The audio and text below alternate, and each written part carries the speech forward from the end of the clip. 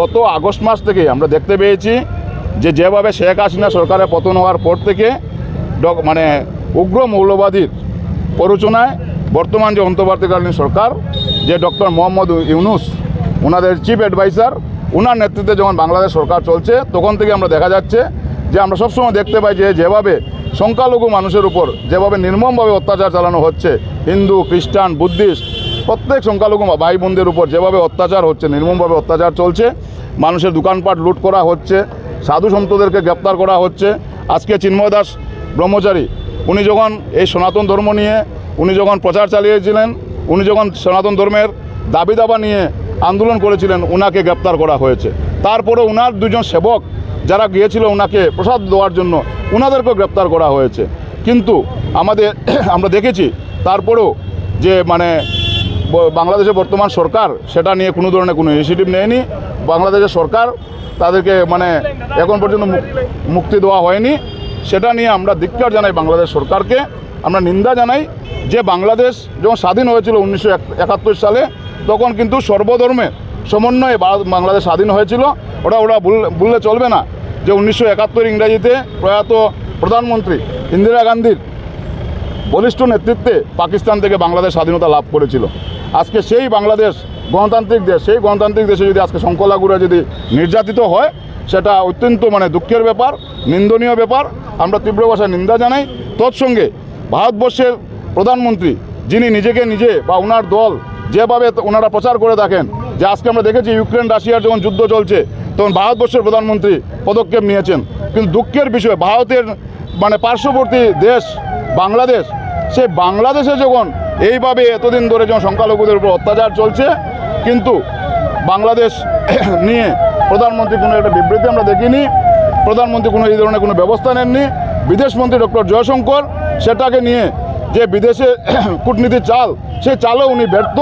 আজকের দিন পর্যন্ত বাংলাদেশে এত ঘটনা চলার পরও আমাদের দেশের প্রধানমন্ত্রী, আমাদের দেশের বিদেশমন্ত্রী কেন এত নরম মনোভাব নিয়েছেন? ওনাদের কেন কোনো ওনাদের শক্তিশালী কোনো পদক্ষেপ নেই কেন? আমরা সেটা নিয়ে ওনাদেরকেও নিন্দা জানাই। এবং আজকে বিজেপির দল যারা মুখে সবসময় বলে থাকে যে ওনারা হিন্দুদের সুরক্ষিত মানে দিচ্ছে, হিন্দুদের ওনারা দল, আজকে কেন বিজেপি দলের কোনো ধরনের অফিসিয়াল স্টেটমেন্ট আজকের দিন পর্যন্ত নেই? কেন বিজেপি দল সেটা নিয়ে কোনো ধরনের নিন্দা জানায়নি? আজকে ওনারা যখন সনাতনী ঐক্যমঞ্চ যেখানে প্রত্যেক সাধু সন্ত থেকে ধরে হিন্দু মা বোনরা মিলে যখন একটা ঐক্যমঞ্চ গঠন করেছেন, যে ঐক্যমঞ্চ গঠন করা হয়েছে বাংলাদেশে এই ধরনের ঘটনার প্রতিবাদ জানাতে, সেখানে গিয়ে কেন বিজেপির কিছু বিধায়করা গিয়ে ওনারা নিজের অস্তিত্ব রক্ষা করছেন, কিন্তু ওনাদের দলের কেন কোনো আজকে পর্যন্ত কোনো ধরনের কোনো ব্যবস্থা নেয়নি? দল কেন আজকে পর্যন্ত ওনারা বাংলাদেশ চলো অভিযানে কেন যাবেন? ওনারা প্রধানমন্ত্রী আবাস মানে ঘেরাও করুক, ওনাদের প্রধানমন্ত্রী, ওনাদের মুখ্যমন্ত্রী কেন আজকে ওনাদের প্রধানমন্ত্রীকে কেন প্রশ্ন করে না? কেন প্রধানমন্ত্রীকে প্রেশার করে না ওনাদের দল যে আজকে আপনারা বাংলাদেশ নিয়ে ব্যবস্থা নিন, বাংলাদেশ নিয়ে অতি সত্বর ব্যবস্থা নেওয়া হোক, বাংলাদেশে যেন সংখ্যালঘুরা যেন সুরক্ষিত থাকে সেই ব্যবস্থাটুকু করা হোক। सबसे बड़ी बात है कि बहुत दुखद घटना है कि बांग्लादेश में हिंदुओं पे जिस तरह वो हत्या लीला चलाई जा रही है यूनिट सरकार द्वारा, और भारत की सरकार चुप होकर देख रही है कुंभकर्ण की तरह, ना बोल रही है, ना सुन रही है, ना देख रही है। हम कांग्रेस की तरफ से पूरे भारतवर्ष में एक मुहिम छिड़ाया हमने कि पाकिस्तान में जब भी संख्यालघु के ऊपर अत्याचार होता है, धर्म संख्यालघु के, हम आवाज़ उठाते हैं। बांग्लादेश में होता है तो भी उठाते हैं, भारत में होता है तो भी उठाते हैं। हमें पता है कि हम हिंदू मुस्लिम बौद्ध क्रिश्चियन सबको एक साथ लेके चलते हैं।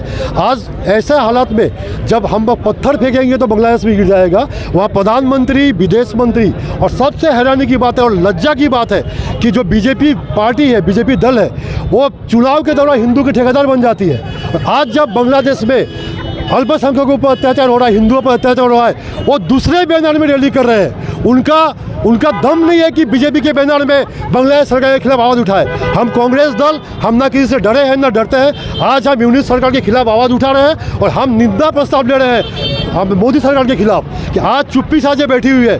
पहले सुना जाता था, भाजपा ढोल बजाते थे कि यूक्रेन राशिया का जो युद्ध था वो मोदी जी के फ़ोन से रुक गया था, और आज बांग्लादेश में हिंदुओं की हत्या हो रही है, आज मणिपुर में हिंदुओं की हत्या हो रही है, मोदी सरकार चुप्पी साझी बैठी हुई है। हम उनके खिलाफ आवाज़ उठा रहे हैं और हम सबसे अपील करते हैं आप कांग्रेस के साथ आइए। कांग्रेस हमेशा लोगों के